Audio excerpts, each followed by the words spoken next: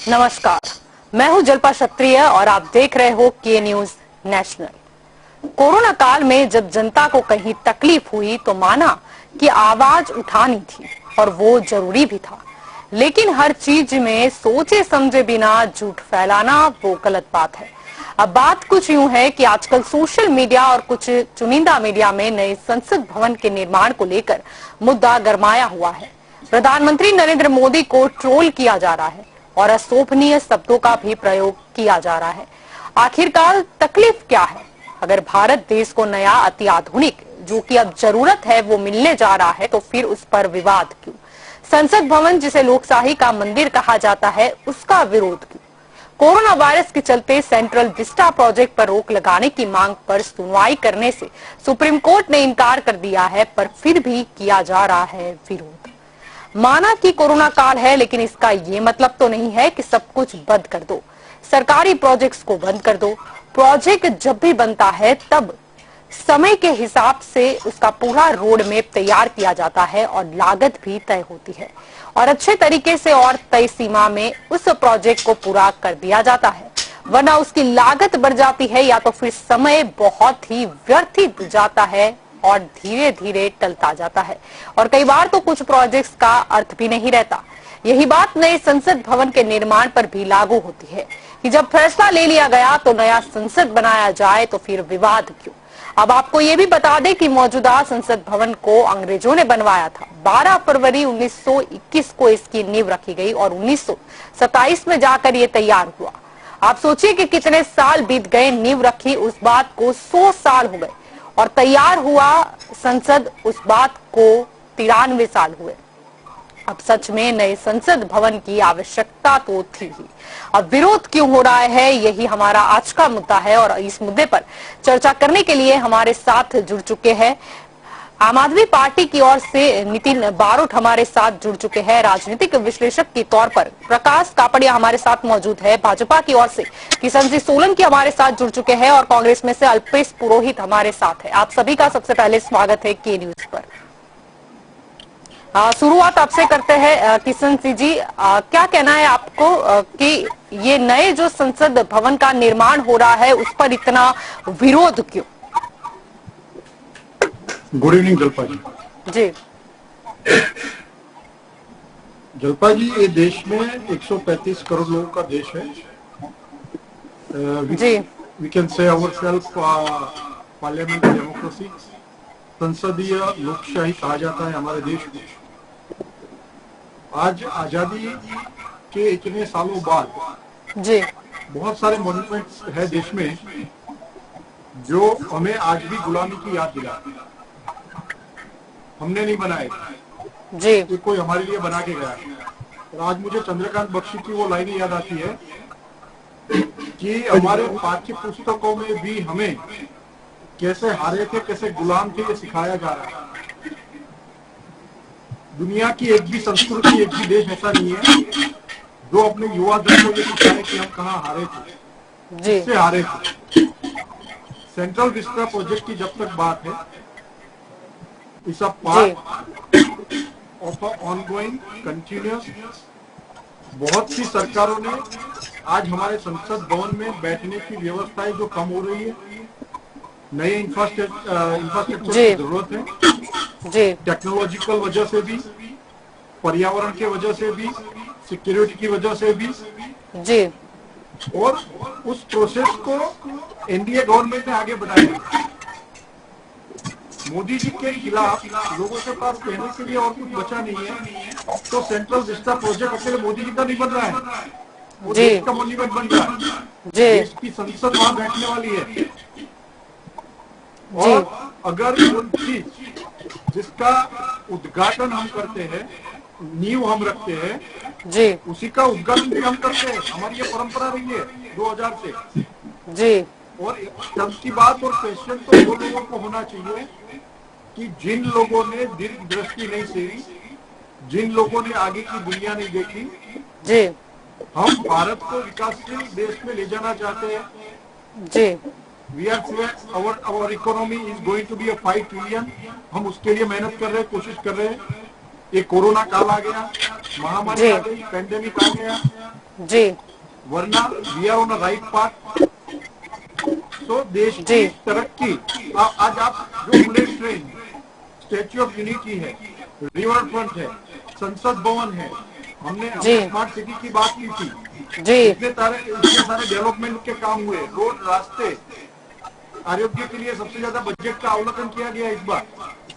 ये सारी चीजें जो इंफ्रास्ट्रक्चर की कमी थी उसको पूरा करने की कम से कम टाइम में, अभी तो हमें 7 साल हुए सेंटर में, उसके बावजूद इतने सारे प्रोजेक्ट देश भर में, ना ही ओनली उत्तर पूर्वीय राज्यों की आप बात कर लो, आप ईस्ट वेस्ट की बात कर लो, नॉर्थ साउथ की बात कर लो जी, हर एक स्टेट को कुछ न कुछ मिलने जा रहा है। जी जी, ये सब्जेक्ट को पॉलिटिसाइज करने की जरूरत नहीं है। हाँ, आप दलित के लिए कह सकते हो, और लोकशाही सबको बोलने का अधिकार है कि भाई अभी कोरोना महामारी है, ये पैसे दूसरी जगह, अभी यहाँ पर फंड थोड़ा रोक के ये पैसे दूसरी जगह इस्तेमाल कर लो, कहने के लिए और सुनने के लिए अच्छी बात है, लेकिन हर एक चीज के लिए एक बजट होता है, उसका अवलोकन किया गया होता है और हिसाब से काम होता है। इसको पॉलिटिसाइज मत बनाइए, पॉलिटिसाइज बनाया है तो विकास को बनाइए। जी जी, बोलिए इसमें ये बनाओ, इसमें ये कमी है, ये बनाओ जी। सेंट्रल विस्टा मोदी जी का प्रोजेक्ट नहीं है, ये पहले से, ये ऑलरेडी जितने भी प्रोजेक्ट कोई भी गवर्नमेंट के लिए हो, वो आती है, प्रोजेक्ट बना देती है और 2 साल में खड़ा हो जाता है। जी जी जी, it's a continuous process from the previous government. जी जी बिल्कुल, जी तो बिल्कुल, सारी चीजों को जी जी। किशन सिंह जी, मैं आपकी और दोबारा आऊंगी। अल्पेश जी, आपका क्या मानना है, ये नए संसद भवन पर आखिरकार उसका निर्माण हो रहा है तो इतना विरोध क्यों? मैं आपको बता दूं कि संसद भवन की बात नहीं है, 20,000 करोड़ के पूरे प्रोजेक्ट की बात है। संसद भवन की आप बात करते हैं कि हमने आरोग्य में पूरा बजट दिया। मैं के न्यूज पे कहना चाहता हूं कि आपकी मीडिया ने देखा कि आरोग्य का ऐसा बजट दिया कि ना बेड मिल रहा है, ना ऑक्सीजन मिल रहा है, ना इंजेक्शन मिल रहा है, और लोग 2 हालत से मर रहे हैं। तो वो बजट गया तो गया कहाँ? अब ये कह रहे हैं कि इतना पुराना संसद भवन, मुझे बात खत्म करने के लिए आपको मौका मिलेगा, आप बोलिएगा, मेरी बात खत्म करनी चाहिए, पहले आप पूरी बात सुनिए। यही तक बीच में बोलने से पहले पूरी बात सुनने की आदत डालिए। आप लोग बीच में बोलने से पहले पूरी बात सुनने की आदत डालिए। संसद भवन के बारे में पहले पूरा पढ़िए। ये संसद भवन अकेले की बात नहीं है, ये 20,000 करोड़ रुपयों की बात है। और जिस तरह से आप प्रधानमंत्री फंड की बात करते हैं, सेवा संस्था की बात करते हैं, इस कोरोना काल में लोगों से पैसे इकट्ठा करते हैं। आप कह रहे हैं इतना पुराना, अमेरिका का संसद भवन 1791 में बना था, स्पेन का 1814 में बना था, साउथ अफ्रीका का 1882 में बना था, और भारत का 1927 साल के बाद इमारत जो है वो नहीं बनाई जाएगी, और वहां पर 87 में बनाई भी गई। और ये जो अगर हम बात करें टेक्निकली, तो भी कोई भी बिल्डिंग 60-70 साल उसकी ज्यादा से ज्यादा आयु होती है, फिर उसे आवश्यकता होती है नई मतलब बिल्डिंग की। आप उसको रिनोवेट कर सकते हैं, पर आप इतना 1,000 करोड़ का सीधा संसद भवन का बजट दिया है बनाने का, ठीक है। उसके अलावा आपने आसपास के एरिया को डेवलप करने के लिए 20,000 करोड़ का बजट आपने बनाया है। कोरोना काल में अभी इस बजट को रोककर सबसे पहले अगर हम इस बजट को आरोग्य में लोगों के बीच रखा जाए, तो मैं आपको कहूंगा कि ये 30,000 करोड़ का बजट अभी लोगों को जिंदा रखने के लिए 62 करोड़ वैक्सीन दे सकता है, 22 करोड़ रेमडेसिविर दे सकता है, 3 करोड़ 10 लीटर के ऑक्सीजन बॉटल दे सकता है, 13 एम्स हॉस्पिटल जो कि 1200 बेड की हम दे सकते हैं। मैडम जल्पा जी, हम ये बताना चाहते हैं कि इस बार अगर ये कोरोना काल में देश और दिल्ली, आप दिल्ली की बात कर रहे हैं ना, दिल्ली सेंटर पे ऐसे भी इतना पॉल्यूशन है, पहले आप दिल्ली में से पॉल्यूशन हटाने की योजना बनाइए और उसके बाद संसद को आप ये इमारत सिर्फ अपने लिए बना रहे हैं, देश की जनता को इसकी जरूरत। अल्पेश जी, संसद किसी का नहीं है, ऐसा नहीं होता। संसद किसी अकेले का, किसी पार्टी का नहीं है। पुराना संसद जो 550 पुराना संसद जो है, अगर आप आवाज की भी बात कर रहे हो तो वो प्रधानमंत्री का होता है, नरेंद्र मोदी का नहीं। कल उठ के अगर कोई और प्रधानमंत्री आया तो लोगों को, लेकिन प्रधानमंत्री पद प्रधानमंत्री किसके लिए है? समझिए, व्यक्तिगत नहीं है। प्रधानमंत्री देश के लिए है। ये तो अंधेरी नगरी में गंदू राजा कटे थे, शादी करते थे राजा। प्रधानमंत्री जी को कोरोना काल में लोगों को अस्पताल की व्यवस्था, लोगों को वैक्सीन की व्यवस्था, लोगों को इंजेक्शन की व्यवस्था, लोगों को ऑक्सीजन की व्यवस्था की बात करनी चाहिए। फिलहाल संसद भवन और वहाँ का सबसे ज्यादा एरिया जो पब्लिक एरिया है, उस एरिया को भी वहाँ पे जो मजदूर काम कर रहे हैं उनको रोजगारी भी तो मिल ही रही है, और ये प्रोजेक्ट कभी ना कभी तो बनाना ही है और एक तय सीमा में बनाना है, क्योंकि अगर ये बनेगा तो ज्यादा बैठक व्यवस्था है वो इंक्रीज होगी। मुद्दा यही है ना। मैं आपकी ऑफिस से आऊंगी, संसद भवन में है, नहीं, अभी की संसद है उसमें क्या समस्या है उस पर भी हम आएंगे। अल्पेश जी मैं आपकी और फिर आऊंगी। प्रकाश जी आपका क्या कहना है? यहाँ पर तो विरोध आ रहा है, कहा यह भी जा रहा है कि कहीं ना कहीं ये जो हमारे अगर संसद की बात चल रही है तो नए संसद भवन की आवश्यकता इसीलिए थी क्योंकि अभी का जो मतलब संसद है अगर उसको ध्यान में भी वहां की सीटों को रखा जाए तो वो 1971 की जो जनसंख्या थी उस हिसाब के बनाया गया था। लेकिन अब जब जनसंख्या बढ़ी है, मतदाता भी बढ़े हैं, लोगों की समस्या भी बढ़ी है, यानी कि मेंबर ऑफ पार्लियामेंट इंक्रीज करने की भी बात थी और इसीलिए नए बैठक व्यवस्था का भी सवाल था। और दूसरे देशों के मुकाबले अगर देखें तो हमारा संसद कई गुना टेक्नोलॉजी में पिछड़ा हुआ है जिसे सुधारने की भी आवश्यकता थी। आपका क्या कहना है प्रकाश जी? इसमें जो संसद भवन की बात है कि जैसे किशन सिंह ने बताया कि गुलामी की पढ़ाई कराते हैं बच्चों को, जो है पहले हमारा देश ये था, वो बात हकीकत है। इतिहास कभी झूठा नहीं होता और इतिहास कभी बदल भी नहीं सकता, तो इतिहास हमेशा सत्य ही होता है।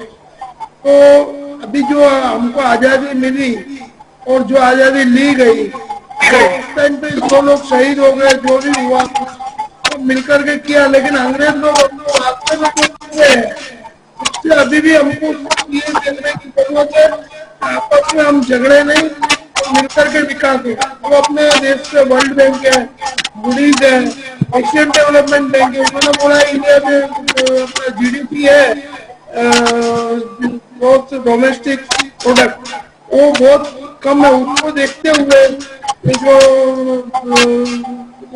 जो उनकी बात ये है कि बजट को देख करके खर्चा करना चाहिए, क्योंकि अपने कर्जा बढ़ेगा, विकास करना है वो बराबर है, लेकिन अभी की स्थिति ऐसी है कि GDP डाउन जा रहा है और महंगाई बढ़ी हुई है।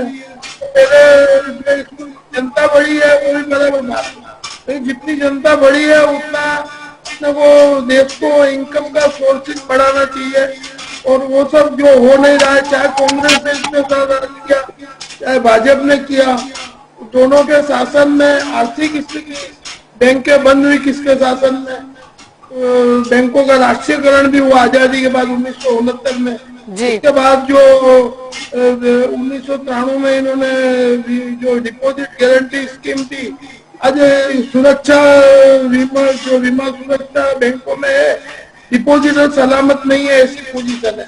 अभी 2020 में 1/4/2020 से उन्होंने 5 लाख बीमा सुरक्षा करी, जो 1969 से लेकर के 1993 तक 30,000 रुपया थी।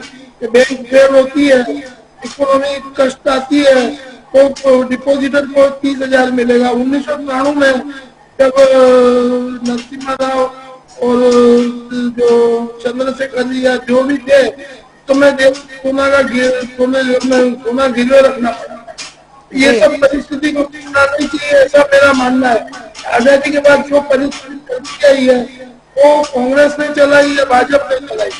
2001-2 में 80 बैंक गुजरात में बंद हुई कोऑपरेटिव सेक्टर, तो उसमें डिपॉजिटर का पैसा पहुंचा और 1 लाख मिला, तो एक करोड़ रुपया डिपॉजिट हुए, उसको भी 1 लाख मिला, जिसका 2 लाख डिपॉजिट था उसको भी 1 लाख दिया। तो अभी रिजर्व बैंक की पोजीशन को देखते हुए आर्थिक नीतियां जो है आर्थिक अभ्यासों का अभिप्राय लेकर के संसद भवन का बजट नक्की करना चाहिए। ये भले पहले की सरकार ने किया है या कांग्रेस ने किया है या लेकिन अभी जो पोजीशन चलती है वो जनसंख्या बढ़ी है, भूखमरा बढ़ा हुआ है, गरीबी रेखा के नीचे जीने वालों की संख्या बढ़ी हुई है, भले अपने जनसंख्या बढ़ी लेकिन उसमें जो बीपीएल है इस संख्या को ध्यान में रखते हुए ये खर्चे को कम करना चाहिए। कोई भी खर्चा हो, भले संसद भवन पे अभी प्रश्न चल रहा है लेकिन राष्ट्र का हित, प्रजा का हित पहले देखना चाहिए, ऐसा मेरा अभिप्राय है। चाहे कांग्रेस भाजपा दोनों को मैं ये बोलता हूँ, राष्ट्र का हित पहले देखो फिर इंटरनल लड़ाई करो, लेकिन इंटरनल लड़ाई कोई मुद्दे पे होनी चाहिए। इस तरह से नहीं हो कि प्रजा को नुकसान पहुंचे, प्रजा का जो विकास है, आरोग्य और शिक्षा दोनों में अपने देश जो है पीछे रहा है दूसरे देशों की कंपेरिजन। तो जो युवा दल है बेरोजगारी की तरफ गया हुआ है, कोरोना काल चल रहा है वो बात अलग है, क्या हमें भी बजट को रोक करके इधर यूज करना चाहिए, ऐसा आम प्रजा कहती है, ऐसा प्रजा का लोक आवाज है। जी जी बिल्कुल। नितिन जी, मैं आपकी ओर आना चाहूंगी। आपको क्या लगता है कि नए संसद पर इतना भवन के निर्माण पर इतना विरोध? जलपा जी, इस बात की शुरुआत हम अपने करें ना तो 2013-14 में अपना जो कर्जा था टोटल वो 53 लाख करोड़ था और 2019-20 में वो 101 लाख करोड़ हो गए, मतलब 2 गुना कर्जा 7 साल के अंदर। अब इसको दूसरी 2020-21 में अपना जो सरकार ने जो बजट बनाया था उसमें 36% हमें देवा, मतलब जो हमारा कर्जा है वो पे करने के लिए रखा था, उसमें से 20% खाली इंटरेस्ट देना था। अभी हमारे पूरा देश मतलब ये कर्जे में डूबा हुआ है। आप जीडीपी देखिए, 196 लाख करोड़ की जीडीपी है, उसमें से कर्जा है। आप नहीं सर, पूरी बात आंकड़े दे रहा हूँ, आपके ही आंकड़े, मेरे करके नहीं, सरकार के आंकड़े दे रहा हूँ, मैं सरकार के आंकड़े दे रहा हूँ, बजट के आंकड़े दे रहा हूँ, सरकार के बजट के आंकड़े दे रहा हूँ मैं। कर्जा है आपको मालूम है? वही बोल रहा हूँ, आपके ये आपके अहवाल में आपके बजट में हो रही है, नहीं इसीलिए मैं बोल रहा हूँ। जीडीपी का 52% लिया, वो दिल्ली के भी आंकड़े बताओ। मैं वही इसलिए बात पे आ रहा हूँ, पीछे क्या आ रहा है। अभी इतने सारा भारत के 18% आप लोगों ने कर्जा लेके कुछ नहीं किया, नहीं आप लोग 18% बनाने वाले थे, 10% एक भी अस्पताल नहीं बना पाए, हमारी इनकम है। और इसी के अंदर आप अपने देखे तो पूरा अभी जीडीपी और पूरा इकोनॉमिक खर्चा देखो, अपने 20,000 करोड़ खर्चा करना, क्योंकि प्राइम मिनिस्टर है तो उनके लिए वो 9,000 करोड़ का प्लान खरीद सकते हैं, पर 500 करोड़ की वो सिक्योरिटीज रख सकते हैं। तो देश के लिए जो अभी ये महामारी चल रही है तो लोगों के लिए ऑक्सीजन की व्यवस्था नहीं कर पा रहे हैं, लोगों के लिए वैक्सीन की व्यवस्था नहीं कर पा रहे, तो इतना कर्जा लेके देश के लिए क्या कर रहे हैं? ये ऑक्सीजन के मामले में आप लोग बनाओ, पूरा सब कुछ बनाओ, पर ये जनता के लिए तो कुछ करो। एक हॉस्पिटल अभी गुजरात में नहीं खोला है, पूरे देश की क्या बात कर रहे? आप मोहल्ले पे अटक गए, क्या कैसे आएंगे? 1,000 स्कूल बनाएंगे, 100 अस्पताल बनाएंगे। आपने दिल्ली में कर्जा 10 गुना ले लिया, ना ही आप एक अस्पताल बना सके। देश बर्बादी पे, स्कूलों पे आप 100 स्कूलों पे अटक गए। आप देश की बात करो, देश का जीडीपी गिरा के आपने रखा है, देश का व्यापारियों को बर्बाद आपने करके रखा है, आप उसकी बात करो ना। जीडीपी का ऑक्सीजन के लिए मर रही है, होता है, जीडीपी कौन से संदर्भ में इस्तेमाल किया जाता है, इकोनॉमी चली गई है, उसकी व्यवस्था समझो और फिर जीडीपी को सेंट्रल विस्टा पे ले आओ। पहले जीडीपी को समझो कि जीडीपी किस मसले में, किस सेंस में, कहाँ पर वो इस्तेमाल होता है। अरे आपको मैं यही बता रहा हूँ, दुनिया का सबसे कर्जेदार कोई कंट्री हो तो अमेरिका है, अपने दिमाग में डालो ये बात। मैं तो बहुत अपनी आम से ज्यादा खर्चा हो, कर्जा लेते हैं तो वो बर्बादी की तरफ खर्चा तो कम करो दुनिया में ना। कभी कोई लड़ाई 2,000 करोड़ शस्त्र खरीदती है, पीएम केयर फंड में इतना सारा फंड लिया, उसका हिसाब नहीं दे रहे। दुनिया भर की आर्मी को घर कोई से शस्त्र की कभी जरूरत नहीं पड़ी, मिली जाती है और लोग एम्बुलेंस के लिए मर रहे, उसके लिए कुछ नहीं कर पा रहे हो। अरे भाई हो रहा है सब। एक एमएलए के यहाँ 30 से एक्सपीरियंस वन आप मिलती है लोगों यार। को पब्लिक के पीएम बीच में जाना केयर नहीं है, वो पैसे निकल डर का जाते माहौल हैं इकट्ठा और वो करना जनता को नहीं फैलाना मिल है। जी। जनता को सब जी। मिल रहा है, आपको आपको मिल नहीं रहा है। अगर ग्रांट तो मिलती है किशन सिंह जी या अल्पेश भाई या नितिन भाई, जो ग्रांट तो सरकार देती है जी। धारा सभ्य को और संसद सभ्य को, जी। उसका उपयोग नहीं होता है। अभी लास्ट आरोग्य के लिए जब कहा गया कि 50 लाख रुपया कंपलसरी एक धारा सभ्य को खर्चा करना है, तब जाकर के उन्होंने खर्चा किया। बाकी जो 1 करोड़ धारा सभ्य प्रकाश को भाई, यहाँ साल का कांग्रेस बजट के होता धारा है। सभ्यों ने वो भी नहीं किया हमारे अपने गुजरात में। तो कांग्रेस ने, मैं क्या बोलता हूँ किशन सिंह जी, कि दोनों के धारा सभ्यों ने नहीं किया, ये बात प्रजा को मालूम है कि जो आपकी बात सही है। मैं इसीलिए कहता हूँ कि जो विरोध जो होता है, ये जो गोला लड़ाई है विधानसभा और संसद में, कुछ कांग्रेस और बीजेपी के लोग आपस में मिले हुए, सभी प्रजा की आवाज है जो नहीं होनी चाहिए। लेकिन प्रजा के हित में जो काम हो रहा है, इसकी बात ऐसी बातें है कि कांग्रेस के कुछ लोग हैं जो विधानसभा में लड़ते, बाहर आकर के उसका विरोध नहीं करते। तो विरोध पक्ष की भूमिका निष्क्रिय रही है। सब की आपकी बात से मैं सहमत हूँ। आप भी एक बार विरोध पक्ष में थे, लेकिन आप सक्षम विरोध पक्ष में साबित हुए जो सत्ता हासिल करी। आपने कुछ कार्य किया और सत्ता पे आए, लेकिन कांग्रेस को जो विरोध की भूमिका निभानी चाहिए वो निभाने में निष्फल रहे। ये बात आपकी बिल्कुल सही है। वही बात पे आज जो चर्चा है कि भाई किस तरह से देश का विकास हो, संयुक्त पक्षों को मिलकर के, चाहे आप पार्टी और कांग्रेस और बीजेपी और मिलकर के सर्वदलीय विकास जनता का करना चाहिए। और आर्थिक स्थिति देश की नबड़ी है, तो आप कहीं भी देख लो, विश्व में किधर भी पूछ लो, आपको ये जग जाहिर है कि जीडीपी, राष्ट्र के विकास में जीडीपी महत्व का रोल होता है। तो जीडीपी नीचे होता है तो दूसरे खर्चे जो है उसको कम करना चाहिए। ये राष्ट्र के हित में जरूरी है। जो भी शासक पक्ष है, जो आप वाले ने कहा, जो ये नेताजी है आपने, उन्होंने जो बात कही, की बात है कि जो केजरीवाल का उधर शिक्षा में जो प्रयास हुआ, वो किशन सिंह ने कहा कि ऐसा नहीं। लेकिन गुजरात में अब देखो, जब से बीजेपी आई है, मैं एक जनरल बात, खानगी शिक्षक को शिक्षण को प्रोत्साहन मिला है और शिक्षा महंगी हुई है। इससे जो अंग्रेजी माध्यम की स्कूल है वो अहमदाबाद में, गुजरात में बहुत कम है। सरकारी स्कूलों में गुणवत्ता नहीं है। इस तरह लोगों को प्राइवेट स्कूल में महंगी शिक्षा लेनी पड़ती है, और महंगी शिक्षा मिलेगी तो उससे राष्ट्र का विकास नहीं होगा। तो शिक्षा का मुद्दा है, गुजरात में बहुत गरमाया हुआ है और उस विषय में आंदोलन भी हो सकता है। ऐसा समय आ रहा है। हर एक माँ बाप जो महंगाई से, सबसे ज्यादा महंगाई है तो शिक्षण की महंगाई है।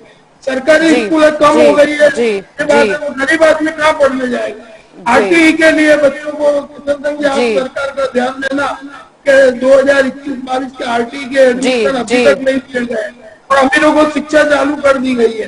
तो ये सरकार अमीरों की ऐसी छाप नहीं होनी चाहिए, ऐसा मेरा मानना है। जी किशन सिंह जी, मैं आपके ऊपर आना चाहूंगी। बात करेंगे मुद्दे पर। तो पहले ये होता था कि केंद्रीय कक्ष में सदस्यों के बैठने के लिए स्थान कम पड़ रहा था और विदेशी कभी कोई मेहमान आते थे तो वो सीट के लिए भी कसमकस होती थी। और जब भी बात चली कि कहीं ना कहीं हमें सुधारे लाने चाहिए, सीटें बढ़ानी चाहिए मेंबर ऑफ पार्लियामेंट की, क्योंकि पहले जो गिनती थी वो 71 के जनसंख्या के अनुसार की गई थी, लेकिन हर बार कारण यही सामने आता था कि बैठक की अव्यवस्था हो जाएगी और इसीलिए ये लिया गया कि नए संसद भवन का निर्माण हो सके। जी जलपा जी, सबसे पहले तो प्रकाश जी को definitely, Prakash ji thank you. आपने बहुत ग्राउंड रियलिटी वाली बात बताई और सरकार के पास सब लोगों ने, आपने जो बात बोली already we put forward to the government. चिंता का विषय है सबके लिए, पर सब साथ में मिलकर काम करेंगे उस मामले में। अब जलपा जी आपकी बात पे आऊं तो प्रेक्षक दीर्घा means visitors gallery, VIP gallery, foreign dignitaries, electricity expenditure, बहुत सारी चीजें थी, सिक्योरिटी कॉन्सर्न, वहां पर जो पुरानी बिल्डिंग हो गई थी और एंटी अर्थक्वेक की कैपेसिटी, बहुत सारी चीजें टेक्निकली। जो 100 साल का बिल्डिंग हो गया है, आप अपनी प्रारंभिक बात में ही बोली, तो सारी टेक्निकल चीजों को मिला के प्रकृति को ध्यान में रखे, कम से कम खर्च हो इको फ्रेंडली बने, एनर्जी सेवर बने, हर एक डिपार्टमेंट को यहाँ से वहां नहीं जाना पड़े, लोग जो काम के लिए आते हैं राज्यों से उनको भी इधर उधर नहीं भगना पड़े दिल्ली के इस गिच ट्रैफिक में, और जो वातावरण दिल्ली का प्रकृति के खिलाफ हुआ है वो वातावरण से भी बचा जाए। ये सारी चीजें उसमें ध्यान रखी गई है और ये सारी चीजों को ध्यान रख के ही डेडलाइन के साथ ये प्रोजेक्ट, और अगर कांग्रेस या विपक्ष ऐसा मानते हैं और मान ही लिया है वो लोगों ने मानसिक कि अगले 50 साल तक मोदी जी ही रहने वाले और उनके लिए ही बना रहे, तो अब वो क्या करे जब हम वी आर डेमोक्रेटिक कंट्री और उसमें अगर पब्लिक चाहेगी तो मोदी साहब 50 साल रहेंगे वहां पर। ये आपने सही कहा, प्रधानमंत्री का, मोदी जी का पर्सनल नहीं। इनको ये बात करने से पहले ये ध्यान में रखना चाहिए। दूसरी बात, ये लोगों ने एक्सपेंडिचर की कही कि गवर्नमेंट ऑफ इंडिया ने कितना कर्ज लिया है। नितिन भाई, कर्ज आप मांगने जाओ वर्ल्ड बैंक के पास या कोई ऑर्गेनाइजेशन के पास और आपको कर्ज दे दे, ऐसा नहीं होता। आपकी प्रोडक्टिविटी, आपका जीडीपी, आपका आपकी कैपेसिटी, ये सारे परिमाण को देख के आपको लोन मिलता है और उनको मर्यादा है लोन लेने की। उससे गुजरात और सेंट्रल वो मर्यादा में रह के ही लोन लेते हैं। मेट्रो फैक्ट हम गुजरात में तो अभी भी और ले सकते हैं, आपके जैसा 10 गुना ज्यादा ताकत के बाहर ने नहीं ले लिया है। ओवरड्राफ्ट लेने की गुजरात को जरूरत नहीं पड़ी है कभी, ना ही सेंट्रल गवर्नमेंट को जरूरत पड़ी है। याद करो जमाना जब हमें गोल्ड भी गिरवी रखने जाना पड़ता था। इकोनॉमिक्स में बात करूंगा तो 1 घंटा खींच लूंगा, और अभी इकोनॉमिक सुरक्षा के लिए, देश के प्रधानमंत्री की सुरक्षा के लिए, देश के मंत्रियों की सुरक्षा के लिए, देश के अपने जितने भी विभाग है उनकी सुरक्षा के लिए, प्रकृति के लिए, एनर्जी सेविंग के लिए, सबके लिए यहाँ जाना। और ये सबसे आगे आत्मनिर्भर भारत की पहचान ये सेंट्रल विस्टा बनेगा। हमारी खुद की पहचान ये सेंट्रल विस्टा बनेगा। जैसे स्टैच्यू ऑफ यूनिटी बना है, जैसे रिवर फ्रंट बना है, ऐसे ये हमारी पहचान बनेगा। और ये पहचान अपनी अगली पीढ़ी को छोड़, हिंदुस्तान है और ये है। दिग्दृष्टि अगर जलपा जी हमने होती, मैं ये पॉलिटिसाइज नहीं करना चाहता हूँ ये बात को, अनफॉर्चुनेटली क्योंकि कांग्रेस के हमारे मित्र ने उनका जवाब हमें दिया, इसलिए मुझे बात बोलनी चाहिए है कि अगर 70 साल में हर एक डिस्ट्रिक्ट में एजुकेशन एंड हेल्थ की सुविधाएं और क्या होता, आप गुजरात में हम पे ब्लेम करोगे, हम स्वीकारेंगे वो भी। हमें सेंट्रल में सिर्फ 7 साल हुए, आज हम लगे हैं उसमें, जैसे बिजली हमने हर एक गांव तक पहुंचा दी, वैसे हेल्थ का इंफ्रास्ट्रक्चर गांवों तक पहुंचा दी। आज वो इंफ्रास्ट्रक्चर होता और उसमें कोई तथास्तु नहीं कहना होता जलपा जी। वहां पर हॉस्पिटल के साथ नर्सिंग, पैरामेडिकल स्टाफ, इक्विपमेंट, बहुत सारी चीजें होती है। तो ये वक्त ले लेने वाली बात है। अगर दिग्दृष्टि रख के ये सोचा होता, पहले किया होता, तो हो सकता है हम आज ये मुसीबत में नहीं होते। पर हम इस बात को भी पॉलिटिक्स में ले जाना नहीं चाहते। देर आए दुरुस्त आए, हम लोगों ने आरोग्य का बजट बढ़ाया है, राज्यों में भी, सेंट्रल में भी, और वो बजट का इस्तेमाल गांवों तक इंफ्रास्ट्रक्चर, एजुकेशन का और हेल्थ का पहुंच जाए। और प्रकाश कापड़िया जी, मैं वो बात से भी सहमत हूँ और के न्यूज के दर्शकों को बताना चाहता हूँ कि इस देश के हर एक व्यक्ति को हेल्थ एंड एजुकेशन मुफ्त में मिले, उस दिशा में जाना चाहिए। मुफ्त का कहने का मतलब ये भी कि फ्रीबी में ले जाए, पर इस देश का नागरिक एजुकेशन और हेल्थ में किसी पर डिपेंडेंट नहीं है। जी, ये हमारी भाजपा कार्यकर्ताओं की भी मांग है और विश। जी, अल्पेश जी, आपका अगर देखा जाए अभी भले ही विरोध हो रहा है, लेकिन सेंट्रल विस्टा प्रोजेक्ट पर रोक लगाने की जो मांग की सुनवाई से सुप्रीम कोर्ट ने इनकार कर दिया था। यानी कुछ तो भाजपा के प्रवक्ता ने जो बताया वो बता दूं। कांग्रेस ने 70 सालों में आरोप और पब्लिक ट्रांसपोर्ट आकर संविधान तक जो काम किया है ना, पढ़ाई कर ली। आप गुजरात में 27 टालते हैं, ना आप अभिनेता बना सके, ना आप मेरी बात सुनने की आदत डालिए, सुनने की आदत डालिए। मैं आपको मैंने आपको सुना, मैंने आपको सुना, बड़े बड़े प्यार से मैंने आपको सुना, आपको सुनी। मैंने आपको बड़े प्यार से सुना, आप भी सुनिए, सुनने की आदत है। 27 साल से है गुजरात में, आज जितनी भी यूनिवर्सिटी है वो कांग्रेस ने बनाई। जिस रेलवे स्टेशन पे आप जाते हैं प्रधानमंत्री जी चाय बेचते थे वो कांग्रेस ने बनाया। जो सरदार पटेल एयरपोर्ट की मांग करते हैं वो कांग्रेस ने बनाया। और आज जितनी सिविल हॉस्पिटल में आप लेके जो पेशेंट आ रहे हैं ना वो कांग्रेस ने बनाया। आपने self finance university, self finance colleges और लोगों को लूटने के अलावा कुछ नहीं बनाया। आप कह रहे फ्री एजुकेशन, आप पहले कोरोना काल में जो बच्चों की फीस कॉलेज और स्कूल की ले रहे हैं वो माफ करवा दीजिए, हम समझ जाएंगे आपने फ्री एजुकेशन दे दिया। बात रही जल्पा जी, ये जो पूरा प्रोजेक्ट है, इस प्रोजेक्ट में आपने कहा सीटें कम पड़ रही है की बात कर रहे हैं। जो सर्वे आया फैमिली प्लानिंग का, जो सर्वे 1970 में लाया गया था, उसमें 2026 तक इसको बढ़ाने के लिए मना किया गया था। उसके बाद भी इन्होंने प्लानिंग किया। लेकिन आपको मैं बता दूं, 2010 में भी जब मनमोहन सिंह जी की सरकार थी तब भी बात हुई थी नए संसद हुई थी, लेकिन वो 2026 तक होता है। जब स्पीकर मीरा कुमार थे तब इसे मंजूरी भी दी मैं गई वही थी। कह रहा हूं, जनता ने पूरी बात बोल सुनी रहे है। थे क्योंकि हमने साल देखे थे कि इस लेकिन वो 2026 फैमिली प्लानिंग के लिए आप पढ़ लीजिए, मेरे पास है। 2026 तक इस पे रोक लगाई गई थी क्योंकि आने वाले 2061 तक फिर इतनी ही सीटें होगी। अगर आप उसमें आप तो बदलाव लाना चाहते हैं तो आप उसमें इंफ्रास्ट्रक्चर दीजिए, आप उसमें नया सुधार कीजिए।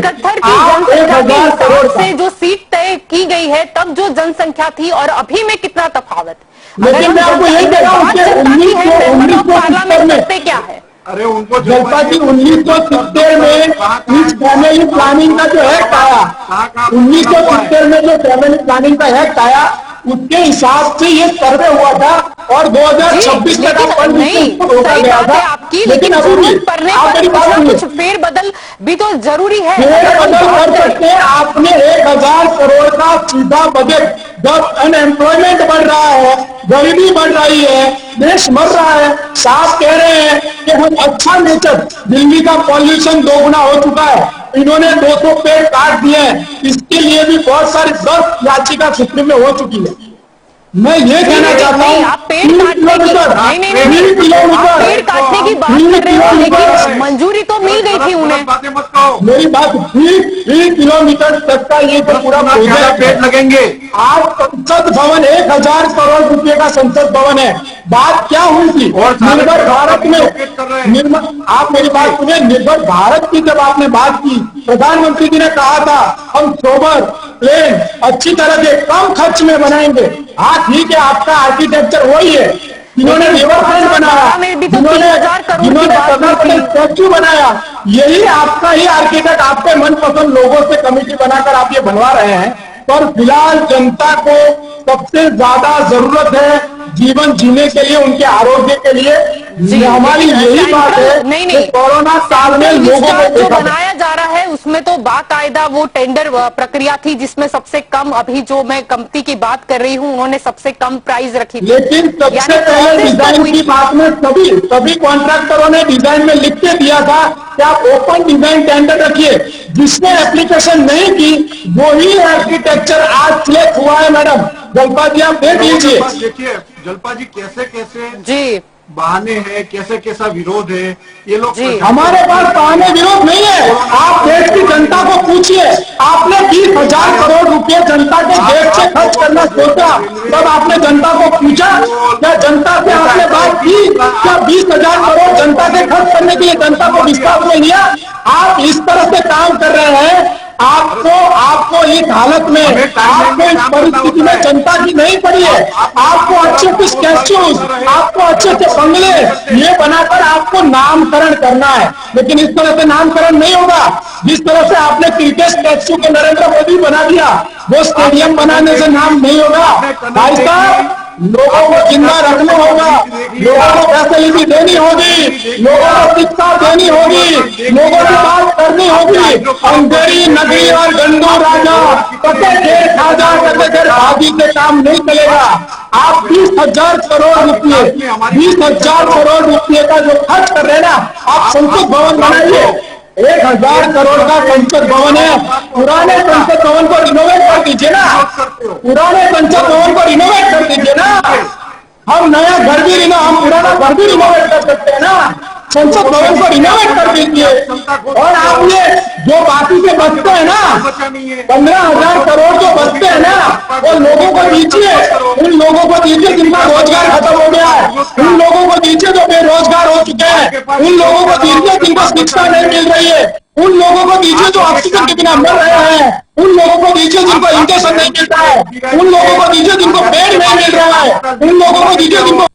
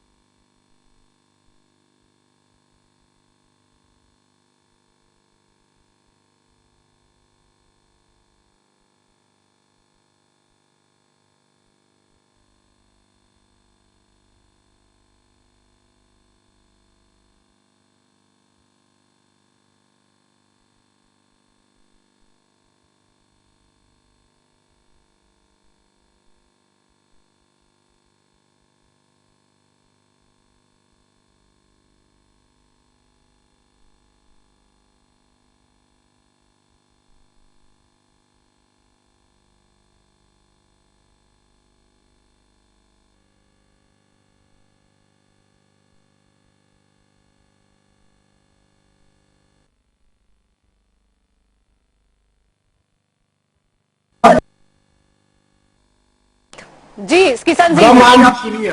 जी किशन सिंह जी, अब तो मुझे भाजपा की प्रवक्ता बोला गया, जबकि मैं तो बात जनता की कर रही हूँ। मैं मेंबर ऑफ पार्लियामेंट बनाने की बात कर रही हूँ, मैं बात देश की कर रही हूँ कि हमारा संसद अच्छा दिखेगा। वो विदेशी मेहमान आते थे, बैठने की दिक्कत होती थी, इतनी शर्मिंदगी वो मैंने भी देखी है टीवी पर। जल्पा जी, शर्मिंदगी तो तब होती है जब देश की जीडीपी गिर रही है। शर्मिंदगी जब होनी चाहिए जब देश का नागरिक बिना ऑक्सीजन, बिना बेड, बिना इंजेक्शन का मर रहा है। आपको अगर इतना ही दर्द है ना, आपको अगर इतना ही दर्द है ना, आपको इतनी शर्म आती है ना, तो सिविल हॉस्पिटल अहमदाबाद में जाइए। आपको इतना ही दर्द होता है ना, तो जो लोग सड़क पर मर रहे हैं उसको देखिए। आप इतना ही दर्द होता है ना, तो ऑक्सीजन नहीं मिल रहा वो भी देखिए। हमें पता है, हमें राजस्थान में भी देखा, हमने आपको पता है ना, हमने महाराष्ट्र में देखा, हमने सब जगह लाल जो हो रहा है। एक विनंती है, आप इसे कुछ भी बोल लीजिए, पर मेंबर ऑफ पार्लियामेंट की संख्या से डर है आपको। साहब है, मीडिया पे कोई भी आक्षेप लगाने से कोई मतलब नहीं है। ये खुली चर्चा है, डेमोक्रेसी है। और आप सुनेंगे, थोड़ा पानी पी लो, तब तक मैं कुछ बातें बोल दूं। जल्पा जी आप बोलिए किशन जी, बोलिए। उनको प्रॉब्लम ये है कि नरेंद्र मोदी के शासनकाल में ये बन रहा है।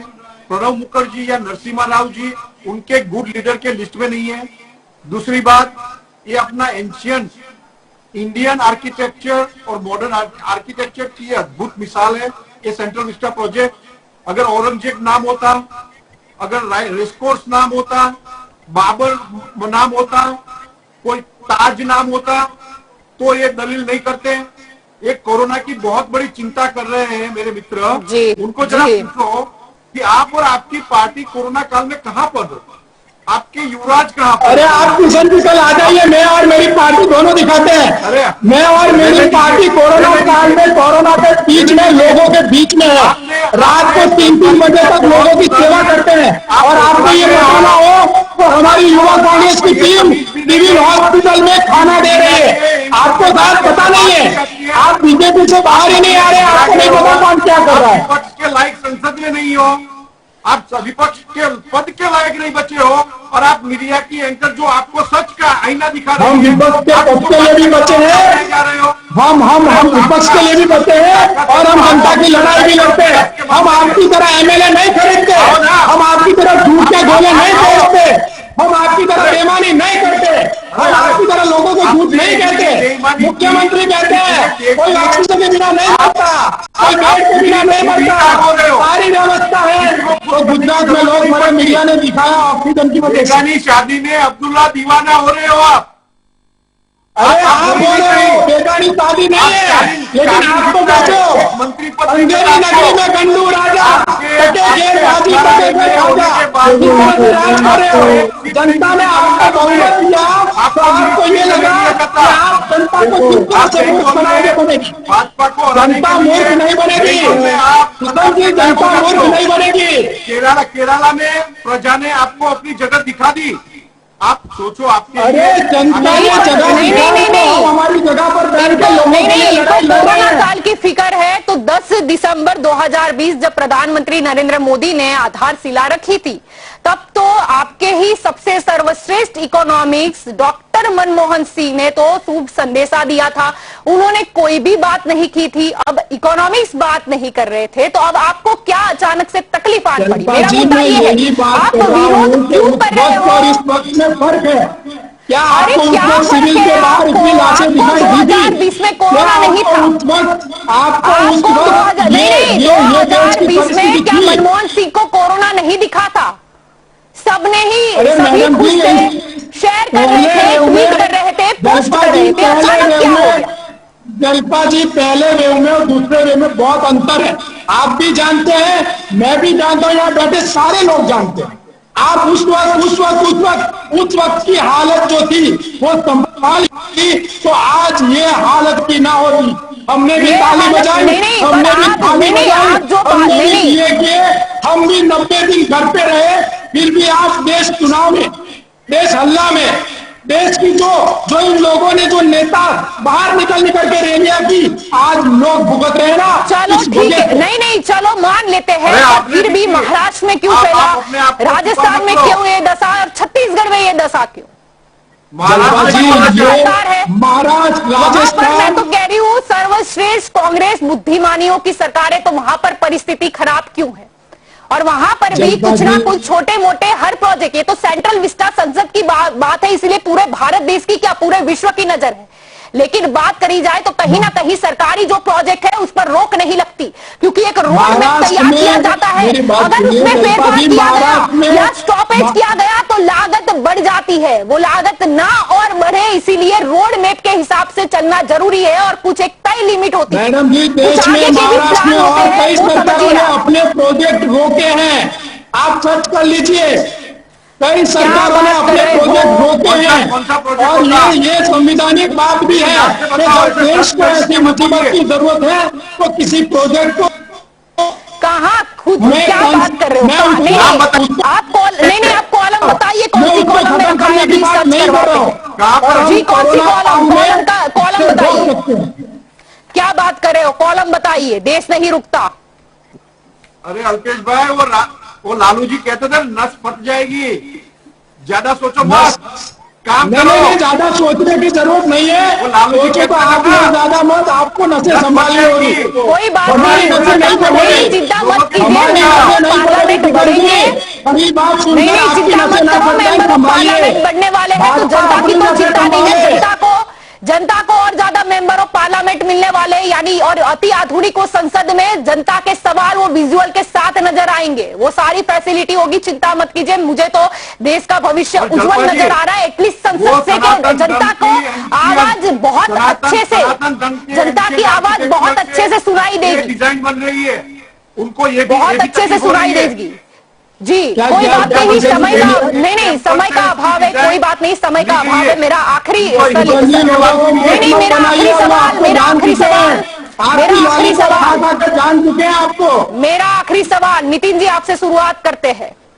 मेंबर ऑफ पार्लियामेंट की संख्या बढ़नी चाहिए या नहीं? आपको क्या लगता है? 71 की जो गिनती थी उस हिसाब से अभी जो संख्या है, प्रणब मुखर्जी ने भी बताया था कि इसको बढ़ाने की आवश्यकता है क्योंकि जनसंख्या 2 गुनी से भी ज्यादा हो चुकी है। तो आपको क्या लगता है कि मेंबर ऑफ पार्लियामेंट की संख्या बढ़ानी चाहिए या नहीं, कि जनता की आवाज और ज्यादा अच्छे से प्रस्तुत किया जाए पार्लियामेंट में?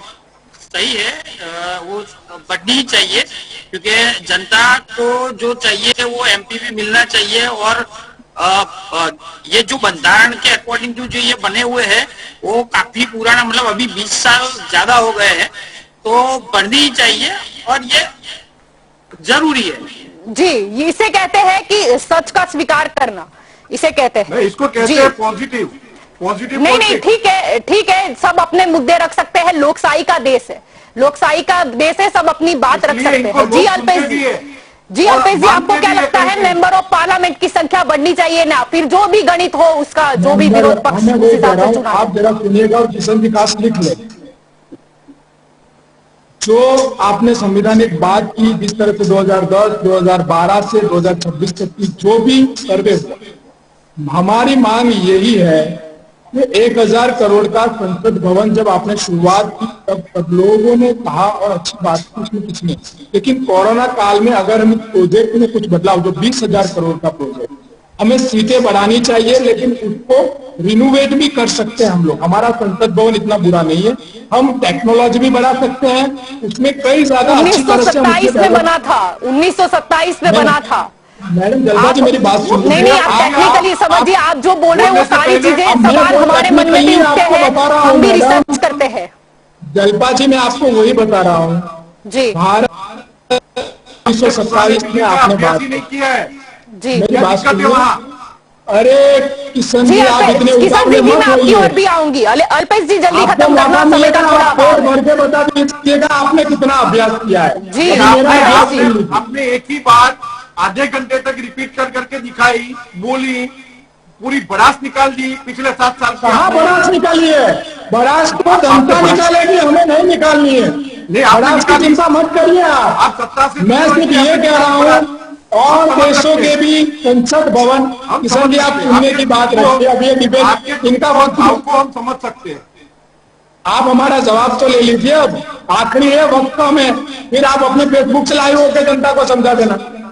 पर संसद भवन की सीटें बढ़ाने की बात है, जिस तरह से आप कह रहे हैं जो पॉपुलेशन बढ़ रही है उसके हिसाब से संसद की जहां जहां भी सीटें बढ़ेगी, पर जो सर्वे के हिसाब से हम अगर इसमें ही इनोवेशन कर सकते हैं तो उस पर भी ध्यान देना चाहिए। खर्च में अगर कहीं हम उतार करके लोगों के लिए, अरे किशन जी सुन तो लो, आप इतने उतावले क्यों हो रहे हैं? मेरे कहने से आपका प्रोजेक्ट तो नहीं रुक जाएगा, आप इतने उतावले क्यों हो रहे हैं? मुझे सब पता है, ग्राउंड रियलिटी पता है, आप बता देना।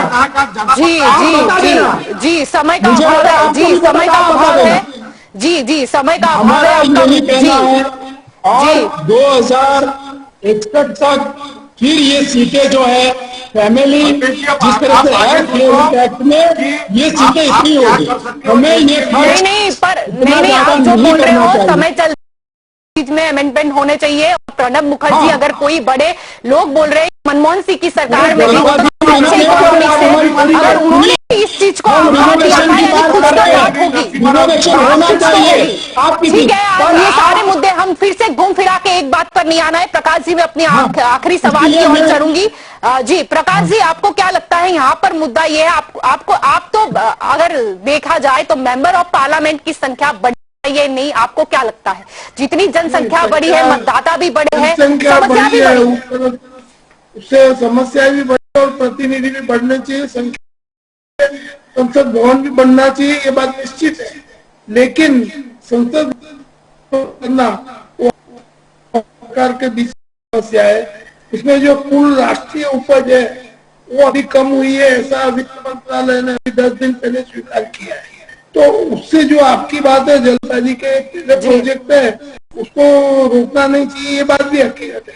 लेकिन वो उपज कम हुई है उसको बढ़ाने का प्रयास करना चाहिए कि अपनी ग्रोथ कैसे बढ़े, इनकम की अपनी जो वित्त मंत्रालय को जो खोट पड़ रही है अभी, ये पूरे देश को पूरे विश्व को मालूम है कि हमको ये बढ़ाना है, वो बढ़ाने की तरफ ये ध्यान दे रहे वो सही है। लेकिन नॉन पार्लियामेंट्री लैंग्वेज का पार्लियामेंट में बैठने वाले कांग्रेस भाजपा के लोग जो भी है वो पार्लियामेंट भाषा का यूज करना चाहिए, ऐसी मेरी विनती। जी बिल्कुल पार्लियामेंट भाषा का यूज जी। किशन जी मेरा भी आपसे आखिरी सवाल यही है कि मेंबर ऑफ पार्लियामेंट की आपको क्या लगता है कि संख्या बढ़ानी चाहिए या नहीं, क्योंकि अब बैठने की भी कोई व्यवस्था की कमी नहीं होने वाली है और अगर वहां पर जितने अति आधुनिक सांसद है वहां पर जिस तरीके से लोगों के सवाल प्रस्तुत होते हैं अब हमें भी ये बहुत ही जल्द दिखाई देगा और आगे मेंबर ऑफ पार्लियामेंट को भी ध्यान रखना होगा कि उतना ही उनको जनता के सवाल बखूबी वहां पर प्रस्तुत करने पड़ेंगे। डेफिनेटली जलपा जी, ग्राउंड रियलिटी और वास्तविकता यह है कि देश को जरूरत है हमें सल्तनत मुगलिया, ब्रिटेनिया, इटालिया से बाहर निकल अखंड भारत का जो एक अपना हमारा स्वप्न है उसकी ओर ये इमारत, ये लोकशाही का मंदिर पूरी दुनिया में ये मिसाल बनेगा। भारत जो विश्व गुरु बनने जा रहा है और एक अखंड भारत की जो नींव रखी जा रही है वो उसका ये तद्दृश्य जीवन ये उदाहरण बनेगा। जी आशा रखते हैं कि ये नए संसद में लोगों की जो समस्या है उसके बारे में चर्चा बहुत अच्छे से हो और उसका निराकरण भी लाया जाए। तो आप सभी इस दंगल देशका में जुड़े हमारे साथ, इसीलिए आप सभी का शुक्रिया। तो दंगल देशका में आज का हमारा मुद्दा था कि आखिरकार नए बन रहे संसद भवन के निर्माण पर इतना विरोध क्यों। कोरोना है माना, लेकिन इसका यह मतलब नहीं है कि सब प्रोजेक्ट बंद कर दे, क्योंकि जब कोई प्रोजेक्ट बनता है एक रोड मैप तय होता है, कितने साल तक वो बनकर तैयार हो जाएगा, उस हिसाब से उसका फाइनेंस का जो मैनेजमेंट है वो भी होता है। ये भी बात है कि अभी जो निर्माण वो रोजगारी का मुद्दा भी उठा था, तो कम से कम वहां पर तो जो असंगठित क्षेत्र के मजदूर है वो काम तो कर रहे हैं, यानी उन्हें रोजगारी मिल रही है। दूसरी बात यह है कि संसद जो है वो सभी का है, ये लोकशाही का मंदिर है, ये किसी एक पार्टी का नहीं है।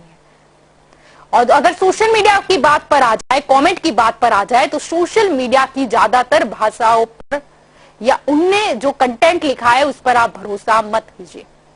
लिखा गया ये जो बात कर रहे थे कि नरेंद्र मोदी का महल, अरे नरेंद्र मोदी का महल कहां से आ गया? अगर बनेगा तो वो प्रधानमंत्री आवास बनने वाला है, किसी व्यक्ति का महल नहीं। प्रधानमंत्री लोकशाही का देश है, अगले चुनाव में हो सकता है किसी और को भी जनता मौका दे या फिर नरेंद्र मोदी को फिर से प्रधानमंत्री चुन ले, ये तो जनता के हाथ में है। तो ये जो बन रहा है वो बनेगा तो प्रधानमंत्री आवास बनेगा। संसद के भवन की जो हम बात करें, जरूरत थी 12 फरवरी जब बात की जाए तब उसकी नींव रखी गई थी, उस हिसाब से 100 साल हो गए और बनकर तैयार हुआ था उस साल से गिने तो 93 साल हो गए, जबकि आयुष्य होता है 60-70 साल का। यानी कि आवश्यकता थी ही। जब विदेश से मेहमान आते थे तब बैठने की जो व्यवस्था थी वो पूरी अव्यवस्था में परिवर्तित हो जाती थी और शर्मिंदगी का भी सामना करना पड़ता था। हमने ये भी देखा कि कई बार वो बालकनी में बैठना पड़े मेंबर ऑफ पार्लियामेंट को, और जहां से वो बोल रहे थे कि कुछ दिखाई नहीं देता, यहां तक तो सुनाई नहीं दे रहा है, और कितनी सारी तकनीकली खामी की बात भी बार बार हमारे सामने आती रही है। बात यह है कि ये किसी व्यक्ति के कुछ नहीं बन रहा, लेकिन देश का विकास हो रहा है। बात अगर दूसरे देश की करे तो फिर जब ऑस्ट्रेलिया में ये संसद बना, कनाडा में भी क्या हुआ था वो आप बखूबी जानते होंगे। वहां पर तय था कि 60 साल तक इस बिल्डिंग को हमें संसद के रूप में रखना है, और उसके बाद नई बिल्डिंग में वो लोग शिफ्ट भी हो गए थे। यानी कि जरूरत पड़ने पर समय के साथ सुधारे जो है वो आवश्यक है। बात यहां पर यह नहीं है कि संसद भवन क्यों बन रहा है, बात यह है कि संसद भवन बनेगा तो मेंबर ऑफ पार्लियामेंट बढ़ जाएंगे, और मेंबर ऑफ पार्लियामेंट की अगर संख्या बढ़ी और अभी के गणित के हिसाब से देखें तो कहीं ना कहीं विरोध पक्ष के लिए जो गणित बिकता है उसमें दिक्कत कांग्रेस को हो सकती है। तो तकलीफ शायद वहां है। जब भी कोई मुद्दा आता है मीडिया में तब हम उसे बखूबी, हमारे मन में भी सवाल होते हैं, हम रिसर्च करते हैं, हम विश्लेषकों से बातचीत करते हैं, और उसके बाद हमारी भी एक रिपोर्ट तैयार होती है। हम सारी ही तहकीकात कर कर यहाँ पर बैठते हैं, हम ऐसे ही नहीं बोलते।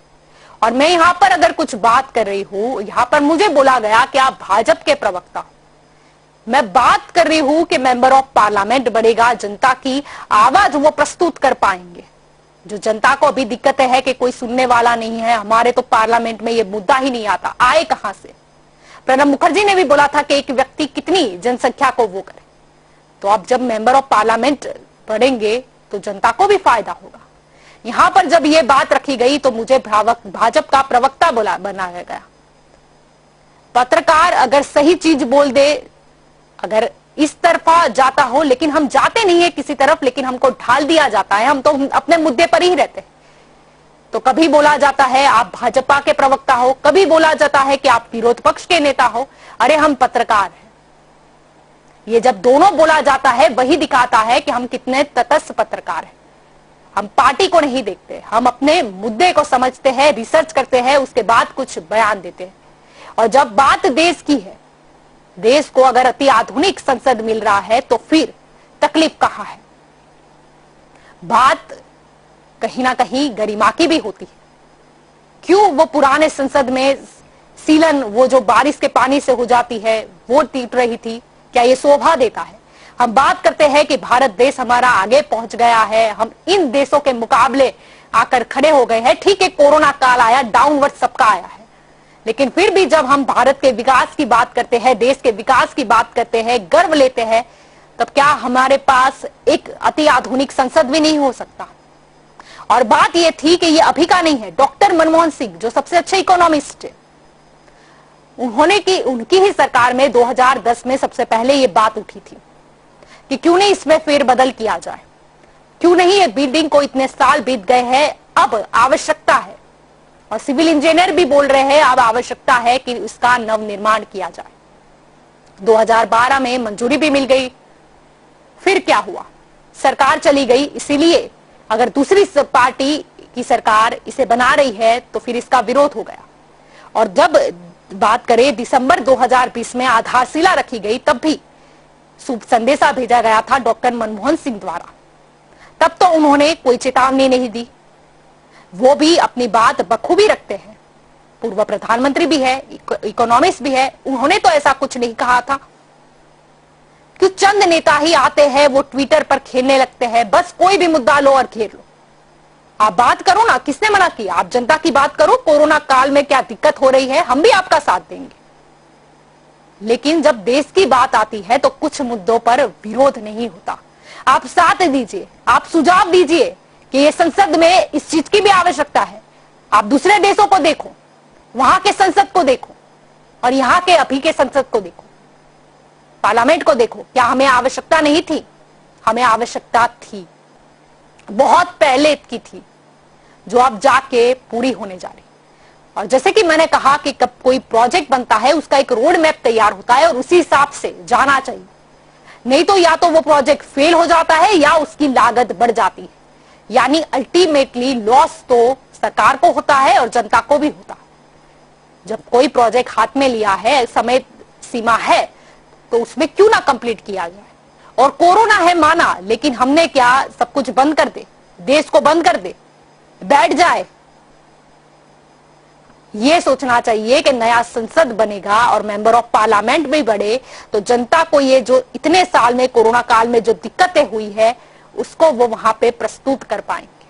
आप ये सोचिए, भयभीत होने की जरूरत नहीं है कि मेंबर ऑफ पार्लियामेंट की संख्या बढ़ी, फिर से वो गणित लागू होगा कि विपक्ष किस परसेंटेज पर तय होता है वगैरह वगैरह। वो जो कि आज का मुद्दा नहीं है, इसलिए डिटेल में नहीं जाना और समय का भी थोड़ा अभाव है। तो दंगल देश का में अभी बस इतना ही। ज्यादा जानकारी के लिए आप जुड़े रहे के न्यूज के साथ। नमस्कार।